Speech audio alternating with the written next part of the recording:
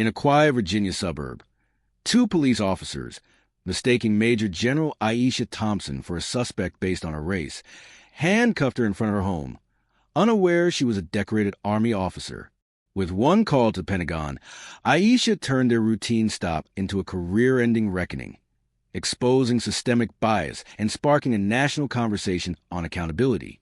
Aisha Thompson, a 48-year-old black woman, had risen through the ranks of the U.S. Army to become a major general, one of the highest-ranking black female officers in its history. Born in 1977 in Richmond, Virginia, Aisha grew up in a working-class family, her father a bus driver and her mother a schoolteacher. She excelled academically, earning a scholarship to West Point, where she graduated in 1999 with a degree in military strategy. Her career spanned deployments in Iraq and Afghanistan, where she led logistics operations, earning a Bronze Star for her work under fire. By 2025, she served as Deputy Director of Logistics at the Pentagon, overseeing supply chains for global missions. On a crisp October evening in 2025, Aisha returned to her home in Fairfax, Virginia, after a long day at the Pentagon. She had just parked her SUV in her driveway when a police cruiser pulled up. Two officers, James Carter and Michael Reed, both in their early 30s, approached her. They were responding to a vague report of a suspicious person in the neighborhood based on a 911 call describing a black individual near Aisha Street. Without verifying details, the officers zeroed in on Aisha, who was dressed in civilian clothes, a blazer and slacks, carrying her work briefcase. Carter, the senior officer, demanded Aisha's ID, his tone sharp. "Ma'am, we need to know what you're doing here," he said, eyeing her SUV. Aisha, calm but firm, identified herself as Major General Thompson and stated she was at her own home. Reed, skeptical, pointed to her lack of uniform, saying, "You don't look like a general." When Aisha reached for her Pentagon ID, Carter misinterpreted the move, ordering her to turn around. Within seconds, they handcuffed her, citing noncompliance. Aisha maintained her composure, a skill honed from years in high-stakes environments. She informed the officers, "You're making a mistake. I'm calling my office." Using her phone, still in her hand, she dialed her aide, Colonel Sarah Nguyen, at the Pentagon. "Sarah, I'm detained in my residence by local police. Notify General Watkins," she said, referring to her superior, the Army's chief of staff. The officers, overhearing, scoffed, assuming she was bluffing. Within 15 minutes, the situation unraveled for Carter and Reed. General Watkins, alerted by Nguyen, contacted the Fairfax County Police Chief, who was unaware of the stop but acted swiftly. A supervisor, Lieutenant Maria Gonzalez, arrived at Aisha's driveway, ordering the officers to remove the handcuffs. Aisha, now free, provided her Pentagon credentials, which Gonzalez verified immediately. The officers' faces fell as the reality sank in. The fallout was immediate. The Fairfax Police Department placed Carter and Reed on administrative leave, pending an investigation. Aisha, unshaken, filed a formal complaint with the department, alleging racial profiling and unlawful detention. Her call to the Pentagon had also reached the Department of Defense's Inspector General, who launched a review of military-civilian law enforcement interactions. News of the incident broke the next day when a neighbor, who had recorded the encounter from their porch, shared a video on social media. The footage, showing Aisha calmly asserting her identity while handcuffed, went viral, amassing 5 million views in 24 hours. Posts on X condemned the officers, with hashtags like #JusticeForAisha and #EndProfiling trending nationally. Local news outlets interviewed Aisha, who stated, "This wasn't about me. It's about a system that assumes guilt based on skin." The officers' careers unraveled.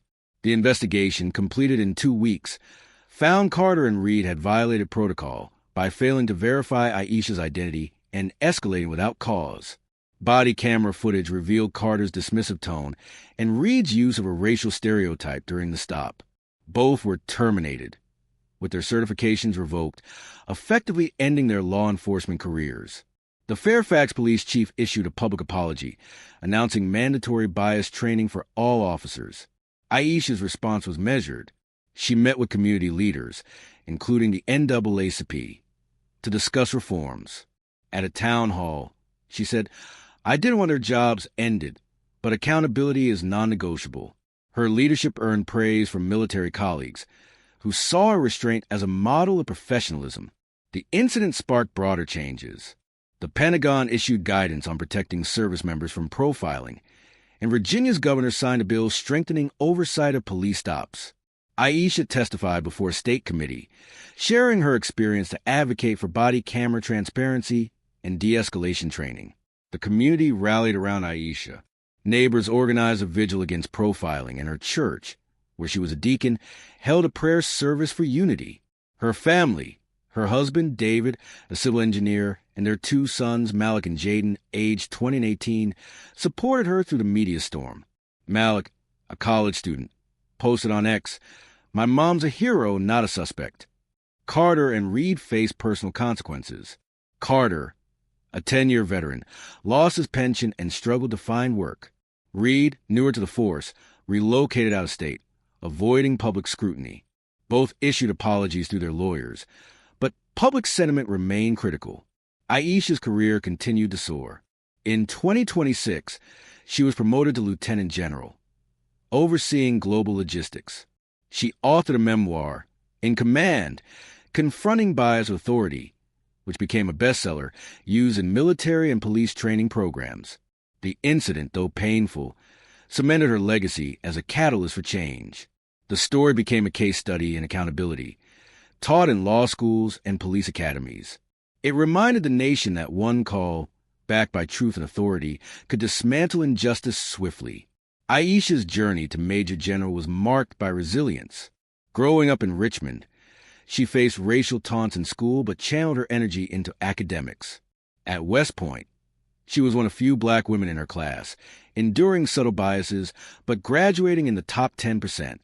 Her deployments in Iraq tested her logistic skills, coordinating supplies under mortar fire.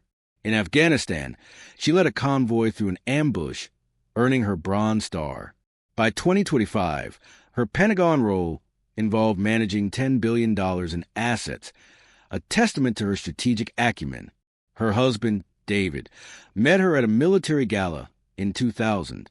They married in 2002, raising Malik and Jaden with values of discipline and empathy. The family lived in Fairfax, a diverse but occasionally tense suburb, where Aisha was active in community service, mentoring youth at her church. Officers Carter and Reed had contrasting backgrounds. Carter, a Virginia native, joined the force after community college, priding himself on tough policing. Reed, from a military family, was newer but eager to prove himself. Their 911 response was based on a vague call from a neighbor, later identified as Karen Walsh, who reported a suspicious black person without evidence. The call, reviewed later, lacked specifics, highlighting flaws in dispatch protocols. During the stop, Aisha's military training kept her composed. She recited her service number and rank, but Carter's insistence on handcuffing ignored her credentials. Her call to Colonel Nguyen was deliberate, leveraging her chain of command. Nguyen, a logistics officer, acted swiftly, contacting General Watkins, who was in a briefing but prioritized the issue. Lieutenant Gonzalez's arrival shifted the dynamic. She recognized Aisha's name from a military conference and apologized profusely, reprimanding Carter and Reed on the spot. The officers, realizing their error, tried to backtrack, but the damage was done. Aisha, released, thanked Gonzalez but insisted on a formal report. The viral video, posted by neighbor Tom Reynolds, a retired firefighter, showed Aisha's calm demeanor and the officer's aggression. Comments on X praised her poise, with one user writing, "This is what strength looks like." Critics of the officers emerged, though some defended them, citing split-second decisions.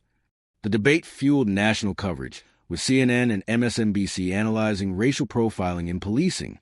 The Fairfax investigation was thorough. Body camera audio revealed Carter saying, "She doesn't look like she belongs here," a comment deemed discriminatory.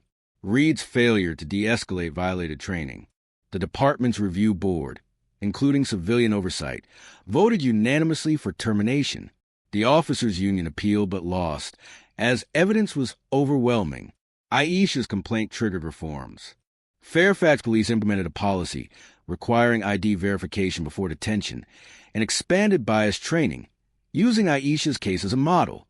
The Pentagon's review led to a DoD directive mandating coordination with local law enforcement to protect service members. Aisha contributed to policy, ensuring it addressed race and rank. Community response was robust. The NAACP organized a forum where Aisha spoke alongside activists, saying, "Change starts when we confront assumptions." Her church raised $15,000 for a scholarship fund in her name, supporting minority youth in STEM. Neighbors, initially shocked, became advocates, with Tom Reynolds starting a petition for police accountability, gathering 10,000 signatures. David and the boys supported Aisha fiercely. Malik, studying political science at Howard University, wrote an op-ed, "My Mother, the General," published in the Washington Post. Jaden, a high school senior, spoke at a youth rally, urging peers to challenge bias. Aisha's family dinners became strategy sessions, balancing media requests with privacy. Carter and Reed's terminations had ripple effects. Carter, facing public backlash, moved to a rural area, working as a security guard.